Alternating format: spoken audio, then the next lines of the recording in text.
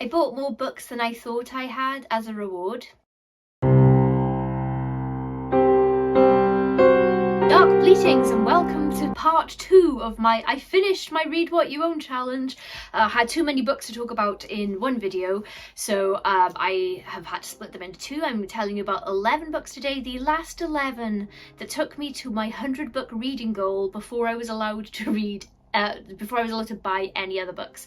So yes, Read What You Own challenge is read 100 books that you already own before you buy anything else, and I have succeeded, and it's taken me, you know, 7.5 months, but I think that's pretty good going for 100 books.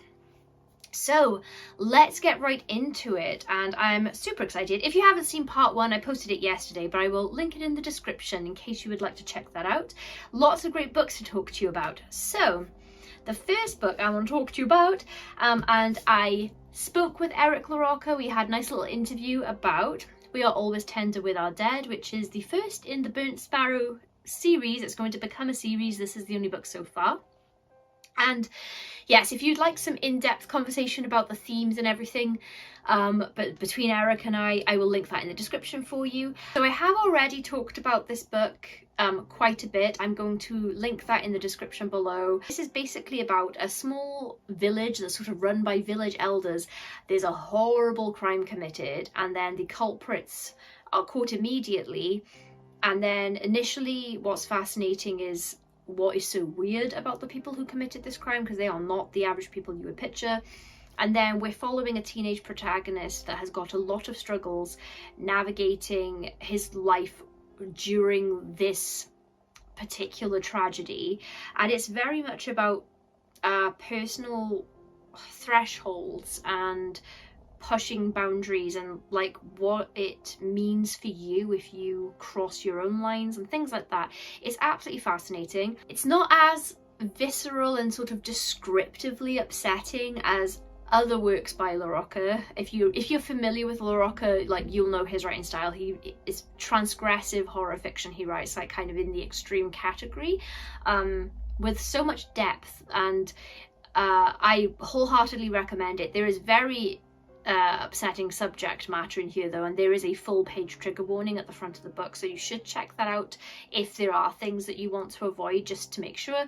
But generally I would say we're dealing with violence, sort of homophobia, that's a theme, necrophilia and, you know, some other stuff, all the heavy hitting things.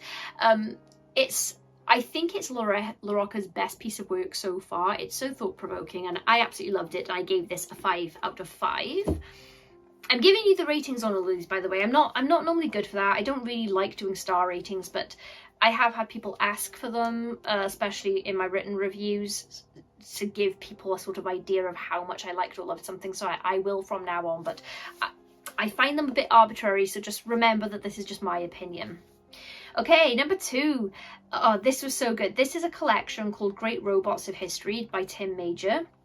I gave this a 4 out of 5 only because I didn't absolutely love every story, and when I rank a short story collection I have to really like everything in the book to give it a solid 5. But this is so good. We've got sci-fi, horror, AI. It's not just robots. I know Great Robots of History implies that you're just going to get a book full of robots, but it's about, I don't know, technology, subverting expectations with technology. It basically reads like a Black Mirror series. Like, all of the stories in this could be Black Mirror episodes. They're so dystopian in nature, but we've got space stations, like sentient AI, all of that, you know, good stuff you might expect to find in an anthology, in a collection like this. But then we've also got Greek mythology and things like that sprinkled in. My favourite story in it, because it was so disturbing to me personally, as a woman, well, as a human that would like to have some autonomy, you know, it's called Milk White, and it's about a lady who is pondering her own existence, and it's very hard to talk about these stories without spoiling them because they've all got such great twists and stings in the tail. But yeah, I wholeheartedly recommend that. That was a really, really great read. Next up, another collection. It's called Pleasure Seekers. It's by Mike Krutz. I gave this 3 out of 5. I liked it, but I didn't love it. So it's the first story I kind of tapped out of, which was a shame because it was the longest story in the book, but I just started to get, I was really intrigued initially, but then I started to get confused because we were jumping around a lot of characters and I just kind of couldn't keep them straight. But I enjoyed like the rest of the stories. I have two favourites and they were all completely different, by the way. I don't know if there was a theme beyond some sort of interpretation of the title of the collection, but the first story that I really liked was called Empty Lot, and I found this really interesting because this was short and this was a story about a location rather than a person, but it was told like as if like the location had some kind of personality or something, you know, and I just thought that was really interesting. It kind of reminded me a little bit of Adam Neville's Weird and Other Derelictions, not at all the kind of style that Adam writes in, but that kind of idea that a place holds all of this history and a place will experience so many things, for lack of a better word, about, you know, a location that doesn't have sentience. And then the other story I liked was the last one in the book, and it was just so funny in quite a dark way. It's called The Second Last Supper, and this explores what would happen if time travelers used that technology to stop the crucifixion and what the world would look like when they came back. So it's really horrifying. Obviously we've got some religious themes, and you know, I guess themes about life and meaning and symbols, but that one made me laugh a little bit, but it was overall quite horrifying. So yes, Pleasure Seekers by Mike Krutz, that was a good read. Next, I've just realised how many short stories I've read this month, geez. So next we've got an anthology called Timeless. It was edited by Laura Bilodeau. I'm so sorry, I can't pronounce your surname, Laura, I'm so sorry. This I ranked 4 out of 5. I really enjoyed almost everything in here. So this was a really fun concept for an anthology. So the stories, each author has written a story in a different period of time, like a different decade or even century, and they're ordered chronologically, so we're kind of moving through history through the book. So Timeless, it's a great concept, and we go from the 1800s to the 3000s, so we get some sort of, you know, present day kind of stuff, some past stuff, drawing on a little historical fiction there in places, and then we get some futuristic stories. So my two favourites in the collection were called Amaze Your Friends, Terrify Your Enemies by Brennan LaFaro. This was such a good story. It was about a kid stressing about what to take in for show and tell, and he really wants to impress a girl. There's a school bully and he gets this idea for something that he sees that he can buy, and it's like releasing a real ghost, kind of like a trick, but is it a trick? It had a really great ending, great build up, like really relatable main character, and like it took me back to being a kid and like stressing about all of these different things because, you know, without a fully formed perspective on the world. So I really enjoyed that one. And then there is also a story called Cody by Jared Grace, and I can't really tell you anything about it because of spoilers, but this was it was a true love story. If true love goes horrifically wrong, and there are some supernatural elements, and again, great characters, great build up to the ending. So yeah, overall 4 out of 5. I thought it was a really strong anthology and I really enjoyed it. Okay, next. I can't talk about this one too much, I don't think, because this was an ARC. This is not out until the 20th of November in the UK, so that's the date that we have so far. I gave it 4 out of 5, and it's Scary Stories to Tell at Night, an anthology edited by Stephen Jones. And there's some wonderful artwork by, I'm so sorry about my pronunciation of the surname, Randy Broker, I think, Broker, I think that's how you say it. And I have some favourites. So this was all assorted fiction. I don't know if all of them have been published in previous books, but lots of them have. And there were a couple I'd read before, including one, Grammar by Stephen King is in there. Great story. I particularly loved, these were stories that were new to me, and I loved them for different reasons. So What Happens When You Wake Up in the Night was my favourite story in the anthology. And if I remember correctly, it was the first story in the book. That was by Michael Marshall Smith. This was so just bleak and scary. It's about a little girl that wakes up and she's really scared because her nightlight is off, and she always sleeps with the nightlight on. And so she wants to go into her parents' room, and she's fumbling around in pitch black in her bedroom, like not even like a crack of light through the window or anything. And she finds that she cannot find the door handle. It doesn't seem to be where it normally is. And I won't tell you any more than that, but the further you go into the story, the worse it gets. And the ending was just so chilling. There's a line at the end, and it's, sorry if you can hear my cat vigorously washing his legs. He's on the floor right beneath my phone washing right now. Yeah, really, it was like scary, genuinely chilling. And then by Lisa Morton, Trick or Retreat, and this was this is a Halloween story, and I liked it for completely different reasons, because this would make a really good episode of Are You Afraid of the Dark, which is always a compliment if I say that about a short story. It's about, yeah, a Halloween where some of the adults start acting a little not like themselves, and we've got a kid trying to figure this out and navigate through this problem, but it's really creepy. Got some good old folklore, particular kind of folklore that I absolutely love. So yeah, that was a really good read. I wholeheartedly recommend it. Like I said, coming out on the 20th of November this year. I would personally pre-order this. I know it's easy for me to say because I've read the stories now, but I loved almost everything in this. There were only like one or two misses for me with stories I didn't get on with so well, but generally speaking, I had a great time with it. Next, I had a really great reading month. So I've got, this is a novella called Alakazam by Dalia. I gave this 4 out of 5. This was such a cool little story. So we've got dual timelines. We've got 2 guys in the present who are viewing a house, and the house used to belong to a magician called Archie, and one of these guys is a big fan of Archie's, and he's hoping to see something magical or spooky or ghosty or something, whatever. He's hoping just for something a bit more than just a house while they're looking around. And then we're jumping between them looking around the house and Archie in the past, a few decades back, and his life is so sad. So he's you know, he's a gay man who is living in a time where it is absolutely not okay to be gay, and the risk of violence or death because of homophobes is very prevalent. And also, he's not white, so he's also dealing with that. He's living in an area and a time which is just the worst combination of factors for him, but he has found his talent and he really wants to make something of himself, and he finds someone who can help him. Maybe he shouldn't have asked for this person's help. So we're going back and forth, and I didn't know where this was going to go at any point.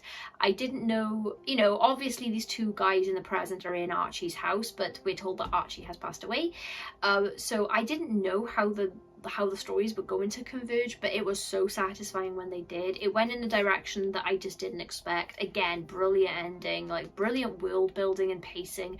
Archie's life was absolutely fascinating to read, very hard to read sometimes, but it was just such a well told story, very entertaining, and I really liked it. Next up, got another novella. This was about 50-ish pages, if I'm remembering correctly, so it was a really quick read.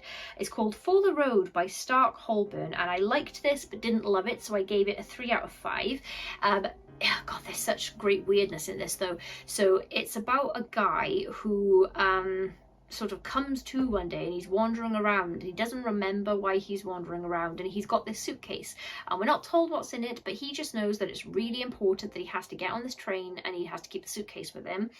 And he meets these people who just keep telling him that the train might be here tomorrow, and so everyone seems kind of normal, but obviously elements like, oh, the train will be here tomorrow, and he keeps hearing that, and I don't know, everything just feels a little bit off kilter. I think the synopsis of this book describes it as like an acid western, and now I am not familiar with that as a subgenre, and I'm not super familiar with westerns. They're kind of not my cup of tea, but I very much got the setting from the writing, this sort of like dusty, virtually empty space apart from him and these people that have kind of taken him in. and they're trying to discourage him from going, but they all think he's gonna go. He's very concerned with this train, but then he starts forgetting about the train, and then he remembers it. Like, so we're in sort of, it feels like the real world, but also not. Like, there's something twisty going on here. So I really enjoyed the mystery. I did work out kind of what was going on, but I don't know if the point was not to work it out, because like I said, it was a very short read. So yes, it's yeah, if you want to sit down and read a complete story that's a bit longer than your average short, I would recommend this. And if you like sort of Western horror mashups, I think this would be for you as well. Okay, I also had, was another ARC, very, very grateful. Thank you so much to Casey Lansdale for sending this to me. This is The Essential Horror of Joel Lansdale, collected short works, and it's not going to be published until the 7th of October in the UK, so you can pre-order it now. I have been disturbed by Joel Lansdale several times in short stories, but I've never read anything long by Joe, just a few shorts in anthologies and things. I gave this, I struggled to rate it. I really struggled because, I'll go into it, but basically I gave it 3.5 out of 5 because I liked it a bit more than just liked it, as in a 3.5 out of 5. Just so you know, I'm really stingy with 5 out of 5s. Like, that has to be basically a perfect read for me, or something that I definitely read it again or something. 4 out of 5 for me is I loved it.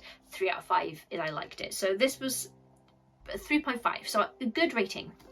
Oh gosh, okay, so we've got loads of stories, some of varying length, all different kinds of subgenres, exploring all different kinds of horror. You really can't put Joel Lansdale in a box of any kind as a writer, I've discovered through reading this, and I read it over the course of 2 days, so I was quite invested. So let me think. What was it that stopped me giving it a higher rating? It was the language. So how do I talk about this, right? So this isn't a critique of Joe's writing or the language he uses. This is just complete personal preference on what makes me feel uncomfortable and dampens my enjoyment. So a lot of the stories, we got stories here that have been published in all different times throughout Joe's career, and some of the earlier works contain a lot of language that we would not use today, lots of racial slurs and ableist slurs, things like that. Now, they're not contextual, as in, like, when they're used, it's not just sort of casually thrown into the prose as if this is like Joe Lansdale's thinking. They're always tied to characters, so either things the characters are saying, or it'll be in the prose when we're in the perspective of a character that thinks like that. So, like, the language used is the language of the characters.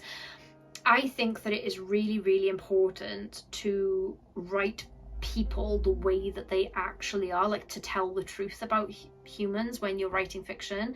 So again, it's not a critique that Joe has done this, and that some of the decades these stories were set in and published in, this would have been normal and acceptable socially for the time as well. The problem that I had with that, though, was that I realised I read mostly books now that have been written in the last few years, and I've just realised, like, how far we actually have come as a society, because I'm not used to seeing this anymore, and only ever in characters that are absolutely heinous and not like average people that are just using slurs. So it made me feel a bit better about sort of society in general, because I've been really quite worried about us backsliding in certain social areas. I don't need to say more on that. We all know what's going on with particular groups of people in the US and UK, and how people are being demonized all over again, even though they hadn't even reached equality yet, which is terrible. But what made me so but what ruined my enjoyment was, despite me agreeing that people should be portrayed as they are, not sugarcoating these kinds of characters, and this is the language that they would have used, I still felt really uncomfortable reading those characters, and I didn't like reading them. And I'm a really character obsessed reader, and I tend to need an anchor character, like somebody that I can relate to, or I don't have to like them, but I have to understand their motivations and find them interesting. And the problem that I had with a lot of these stories is that I didn't have any anchor characters, because I detested so many people in this book that I didn't care very much about their journeys. I didn't care what happened to them. I wasn't invested, because I just, you know, within the first few pages, like, well, you're a piece of shit, and then other characters around them were like that as well. So I just found this really hard. I do not believe, like, before anybody gets in the comments about this, there are story notes preceding each story, and it is very clear to me from those story notes that these characters are not reflective of Joe's views. He's just right, like, they're not supposed to be nice characters, you know. But yeah, because there were so many like that, I couldn't give the book a higher rating, because I kept coming across characters that I just didn't want to read. Now, on the plus side, I found the stories and the concepts and the themes really interesting majority of the time. Like, it was really fun. He's got you know, this like zombie apocalypse story in there. He's got demon nuns. He's got, you know, people mooning the demon nuns out of car windows. Like, there's some really dark, twisty humor threaded through a lot of these stories. The way that he's exploring his themes is really interesting. There's no story like any other story in the book, so it was very fresh every time I turned to a new story. Stories of varying lengths. He's got one that I really didn't like initially, because there's a lot of like animal abuse of a dog.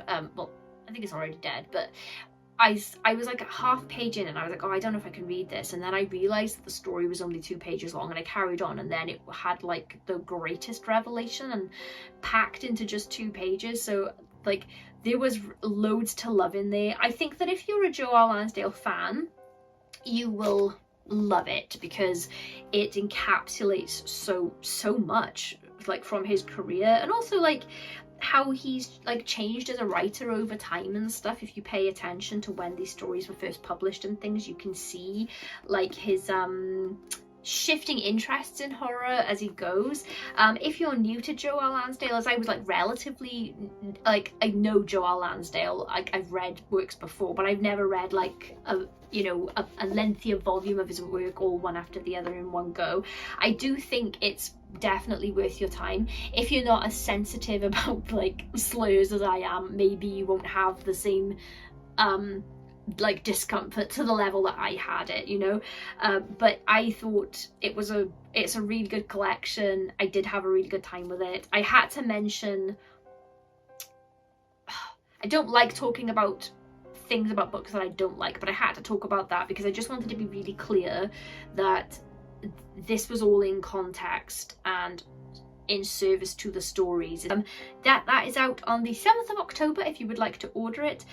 Let's move on to, let's have a look. Okay, Old Black Water by Elizabeth Lynn Blackson. This is the second book in the Suffering Sequence trilogy. The third book has not yet come out. I gave this 4 out of 5. I didn't love it as much as the first book, which I also rated 4 out of 5, but I didn't just merely like it, if that makes sense, so I had to give it a 4. Now, we've got, I mean, some of the characters in the first book died, but we do have, I'm going to be really careful how I talk about this so as not to ruin the first one. So, Latanya is back in this one, and we get a lot more of her. Latanya is a trans woman, and I was most invested in her story because she is a deeply good moral person. And in this book, because she's featured much more, we got to see like the experience of being a trans person through her eyes in relation to how other people are regarding her and speaking to her, and we're also in the minds of other characters that are interacting with her, so we're seeing the difference in how they're talking to her and how they're actually thinking about her and talking about her to other people. And I have recently I have been privileged to read quite a bit of work written by trans authors or featuring trans characters that are like really authentic and realistic.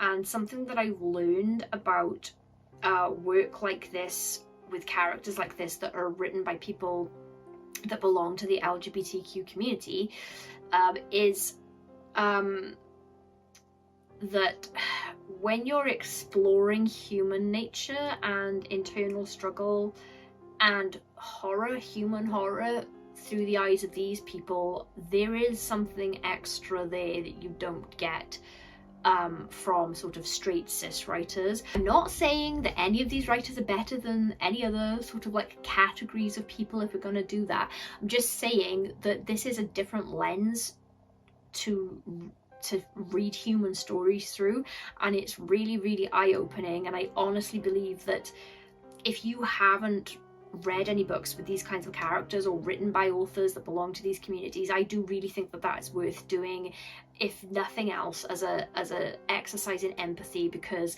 what I have learned about everybody through reading fiction by these kinds of authors is that we have all got much more in common than we don't, and that this like divide that's just manufactured by absolute bullshit between people and putting people in different groups and all that, it's just such horseshit. And not just that, but again, because we're looking at things through a different lens, it is a fresh take on things that we thought were familiar. So that's what I want to say about that, is that there's some like truly exceptional work coming from the queer community right now, and probably always has been if people would give it the time of day, or it would get the attention it deserves. But anyway, so Latanya was my favourite character because she was just so interesting, and what that character was reflecting about the world was like, it just was very thought-provoking.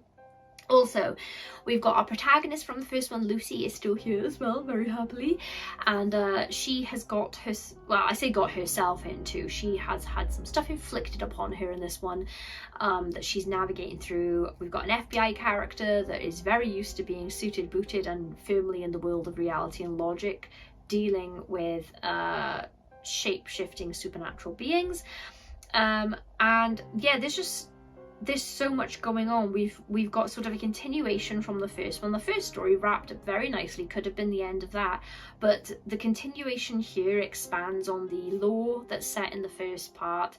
It is definitely building towards something, and then we're getting different characters. So we had more of Lucy's mum in this one. She's mentioned in the first one very briefly, not much to do, but then she has a bigger role in this one. So we also get this strained parent-child relationship expanded upon, friendships deepen and some things get fractured. There's just so much going on here, so I really, really rate these books so far.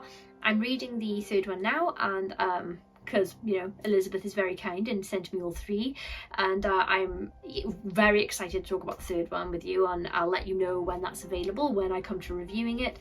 But yeah, A Girl's Gotta Eat is the first in the trilogy, and then we've got Old Blackwater, which is the second, and I wholeheartedly recommend both. What I'm going to say is that for some reason they are really, really, really hard to find on Amazon. If you type it into the search bar, if you type in the whole book title plus the author's name, for some reason it just doesn't seem to come up. I have found the links though, and I will put them in the description for you. I would normally, you know, if I'm going to put links for one, I put links for all, generally speaking, but the rest of these are really easy to find. You won't have problems, but I'm going to just link these two because I'm worried you won't be able to find them otherwise. I do not get any money. I don't use affiliate links or anything, so I'm not just trying to push a book on you that I get a cut of. It's, you know, this is a free recommendation for two books I genuinely loved. Okay. This was also an ARC, and this book is out on the 28th of October in the UK. I gave it a 4 out of 5, and it's The Sound of the Dark by Daniel Church. This was such a great story. It was so great. The only reason it is not a perfect 5 for me is because in places I found it dragged a little bit sometimes, but mostly it didn't. It was mostly like, loved it. So this is about a woman called Kayleigh. She struggles with depression and things like that, and unfortunately for her, she starts the story in a relationship with a guy called Ian, who doesn't really believe that anxiety is a thing, and she runs a true crime podcast, and this really is like her passion. She does a lot of research, and we get the sense from other characters that have listened to her podcast that she's really good at what she does. Ian doesn't really support this. He thinks it's morbid and weird and makes her worse. So that's a doomed relationship that we're starting in. And somebody gives her tip off about a cold case that she somehow hasn't heard of, even though she is like so entrenched in true crime. She can't believe there's a case she hasn't heard of, and it was a very dramatic murder-suicide committed by a loving family man that just one day flips out for no apparent reason and kills his wife, kids, and then himself. So she starts digging into that, and then soon wishes that she hadn't dug into it. We've got good queer representation here as well. We've got good bisexual characters. I love to see good bisexual characters because I never see myself reflected in books. But Daniel Church is really, really good for that kind of rep. And then we've got very good body horror, I will say. I was thinking, would I describe this wholly as a body horror novel? I think it's about a lot more than body horror, but there is for sure some body horror, and I am no stranger to just real world body horror, so I really related to this. And I don't know what, if you read this book and you remember that I said that, you're gonna wonder what kind of tentacles I have. There's a lot of dark magic, supernatural elements, mystery solving, really interesting characters. Daniel Church's characters are really great, by the way. They're always relatable. They feel so real, like people talk how they would actually talk, act how they'd actually act. I'm never like unpleasantly surprised by a character just doing something out of character in a Daniel Church book. So I thought that this was a really, really great read. I really enjoyed it. I wholeheartedly recommend it if you enjoy supernatural horror with all these mystery elements. Like, there's just so many types of horror folded into this one. He did such a great job. And then the last book I want to talk about, because I rated this 5 out of 5, and no one is more surprised than me about that rating, because this book is a story written in verse, and I am not a poetry person, and I wouldn't even consider this poetry, but written in verse implies like poetic flair. It's called Baby Hawk. It's by Tom Epperson, and this, I think I'm new to Tom Epperson. I think this is my first Tom Epperson read, although I know of Tom Epperson, and I'm sure that many of you will. He has quite an extensive career in the arts. This is about a woman who initially is just referred to as the Woman, which is unfortunate for me because I just watched that terrible Sex and the City reboot, and just like that, and just finished the 3rd season, so whenever a character is referred to as the Woman, I can't help but hear Carrie just not naming her character. But she calls herself Martha, and some sort of disease or virus has seemingly wiped out a lot of people, and most of the women, I'm getting the sense, and she's surviving with her father and everything is fine until a group of over a dozen men stumble upon them, see Martha, and decide they're going to take her for, yes, the horrible reason that you're thinking of, and they basically put her on a rotation where everybody gets a day with her to do whatever, and she's just at the mercy of these absolute assholes. And it was really, really horrible to read, but the general sense of this was like, this is a character that's really full of courage and ultimately hope about things improving. I think that the reason that I loved this story so much is because this is actually, like, even though I'm not living in an apocalypse, this is one of my worst nightmares, this kind of scenario. Anytime that I'm having a conversation with somebody about like the zombie apocalypse or something, like a fun conversation where you're talking about like how you'd survive and da-da-da-da-da, I'm always thinking to myself, unless there were a group of people from the before times with me, I wouldn't, like, if I came across a group of guys, I'd probably just hide, just in case they're these types of men. And like, you know, with the fall of law and order and all of that, it would be even worse. So I always think about that, and I'm always scared of it happening. And I think that the author really captured the struggle of this woman, and also didn't shy away from just illuminating the heinous nature of these guys. And I do think that a lot And that is something that I found refreshing from a male author, because I've read a lot of books written by women who are expressing these kinds of things, and when you're in the perspective of a woman who's afraid of these kinds of men, it feels like, yeah, that's very relatable. And of course women are going to tell these stories, and unfortunately so many women relate to these kinds of fears and, you know, all of this stuff. I was happy to see a male author being really honest about what might happen in this kind of scenario and these kinds of men, and even the men that aren't absolute POSs themselves, like how easily they could fall in line and follow somebody that is, to not rock the boat and things. So I thought it was a really good exploration of like the really dark sides of some human nature, and then ultimately how you try to find your way out of these kinds of situations. And I was just absolutely obsessed as I was reading it. Read it in one sitting. It's novella length in pages, but because of the writing style it's even shorter than that, so it is a fast read, but it was just so full of depth.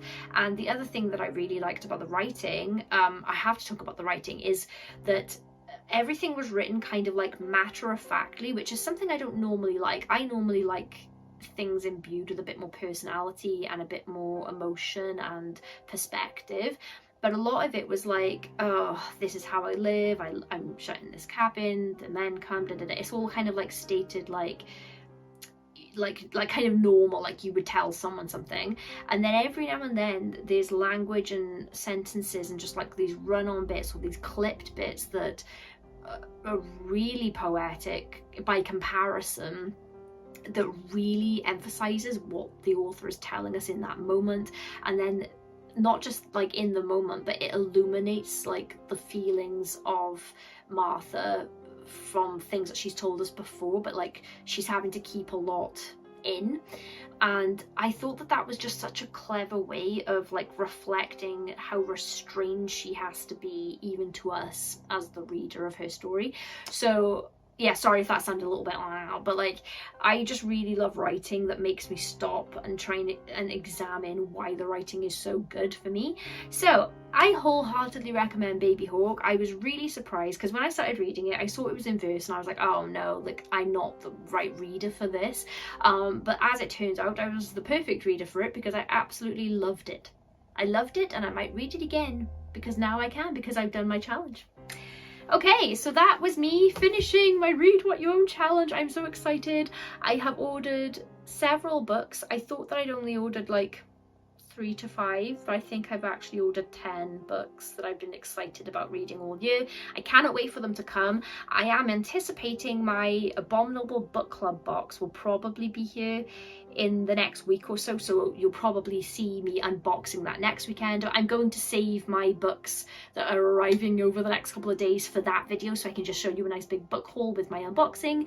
I hope that there was something here for you. If you've read any of these things, please let me know. If you have any questions, further questions about any of them, let me know in the comments. Let's chat about books. I hope that this was fun for you.